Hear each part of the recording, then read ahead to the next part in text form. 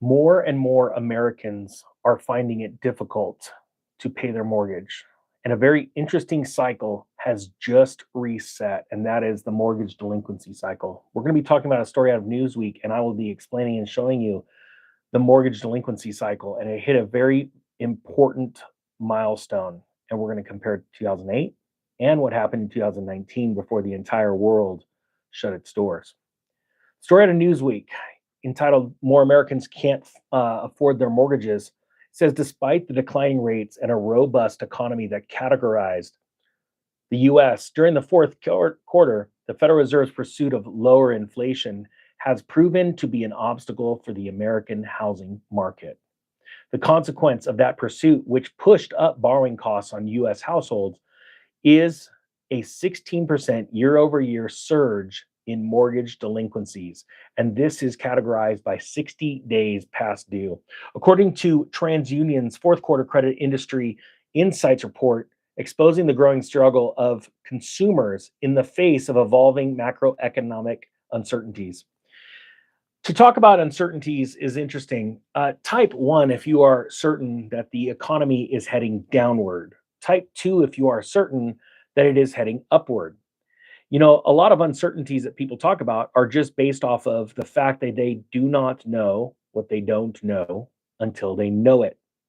Most people guess, they like to fantasize about where the future is, but because of a lack of experience and education, they don't know where it's headed. And we're going to share with you this chart, which is very important that you understand where we are. And I'm going to show you the trajectory of how fast 60 and 90-day delinquency rates exploded in the end of 2006. And I'm going to show you exactly where we are in this cycle. Also, I'm going to give a shout out. There's only 2 days left for the June sale, 80% off the Mortgage Master. If you want to hit that, scan that QR code, or there's a link down below. If you want to become a prime borrower, you have a little bit of time left, not only because of the sale, but because it takes a certain amount of time to put you into prime borrower status so that you know everything about the mortgage industry and your own books. So you walk into a bank and you are ready for this crash, and banks will be bending over backwards to give you money with no points and the best rates possible. Now it says here, TransUnion's report produced from billions of updates received each month from banks, credit unions, finance companies, auto dealers, mortgage companies, retailers, student loan providers, and public records found that a total of 1.3% of all consumer level mortgages in the US were in serious delinquency in the fourth quarter of last year. Now, I'm going to share with you a chart because many people would say that 1.3% is nothing. It's actually up a little bit because this news story, I'm using this as an example, is a handful of weeks old. It's actually creeped up a little bit past that. So I'm going to show you a chart from the St. Louis Fed. Now, recently we found that the St. Louis Federal Reserve has changed data, now saying that housing hasn't fallen 8.5%, it's only fallen about 3.5%, 4%. But we've already done that video. Type 3 if you've seen all the ones I've done on that. But I'm going to show you this chart, and this is delinquency rate on single-family residential mortgages booked in domestic offices and all commercial banks. So what you will see, obviously that large spike is delinquency rates that happened during the Great Recession, when it was too late. It was too late for you to prepare, you had no opportunity to get ready, and you got to sit on the sidelines and watch certain people make money, people that were prepared. All right, this is what I want to show you right now. Right before this massive spike up was this little drop. Now you'll notice that right there, we bottomed at 1.41% in delinquency rates. All right, and then it started to push much, much higher. All right, where are we right now? We are at 1.7%. I know this sounds crazy, but you have to understand that that is so low. First off, it's lower or it's higher than where we bottomed here before the delinquency rate soared. And I want to remind you, when delinquency rate numbers come out, that's a snapshot of the past. And how fast things go like this and then straight up can be the difference of 2 quarters, 6-month period. And what you'll see is Q1 of 2006, quarter one of 2006. It's highlighted right here. The delinquency rate on single family homes was 1.61. That's Q1. By Q1 of 2007, four quarters later, it was already at 2.08. It was moving fast. Well, what do we have going on right now that's different?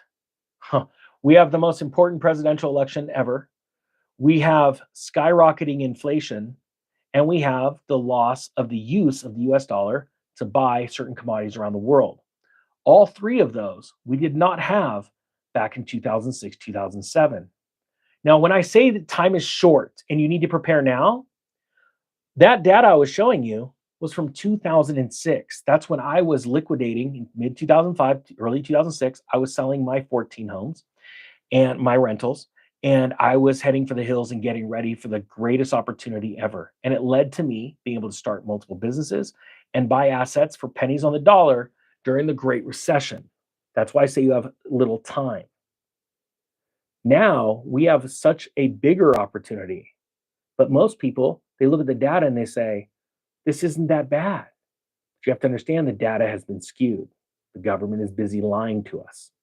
And the inflation story, like this one in Newsweek highlights, most Americans are struggling to pay their mortgage because, unlike back then, they have to compete with higher food, higher insurance if they can get insurance, higher taxes, more taxes. There are more new taxes today, many more. Put them down below in the comment section than what we experienced as homeowners in 2006. This is why I have always been ahead of the curve in showing you where we are in the current economic and real estate cycle. Because if you want the history, if you want to know what happened 3 or 4 months ago, I'm not interested in that. I'm interested in watching people get prepared and not be scared. Because the only way we take back the wealth of the nation from the elites is to act like elites and be moving ahead of time, proactive. Now, I have an honest question for you.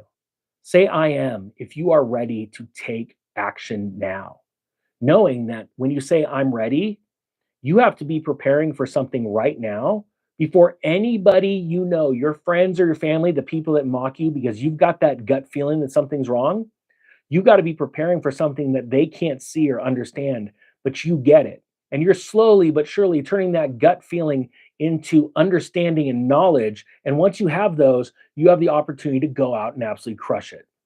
I wanted to show you this chart because we've already been through a massive cycle of repossessions in auto vehicles, right? In loans, which is bringing credit unions to some interesting times, some small banks to interesting times. We've now also seen the second cycle, and that was commercial real estate really affecting regional lenders. The next is we're going to start seeing the mortgage-backed securities have problems because of where we are in this interest rate environment. The question is, are you going to be ready? Or are you going to sit on the sidelines and watch us all go crush it? I hope you're going to pick ready. If you want to learn about how to be a prime borrower, there it is right there. There's 2 more days left of the real estate, the mortgage master course. And I also have the mortgage master 2.0 we're working on right now. And that's a pre-filming discount as well once you buy the first one. You don't have to buy it, but if you want all of this information in easy digestible format to where you have the plan, you've got all the checklists, you know exactly what to do and when to do it, there it is. Thank you so much for watching. The Economic Ninja is out.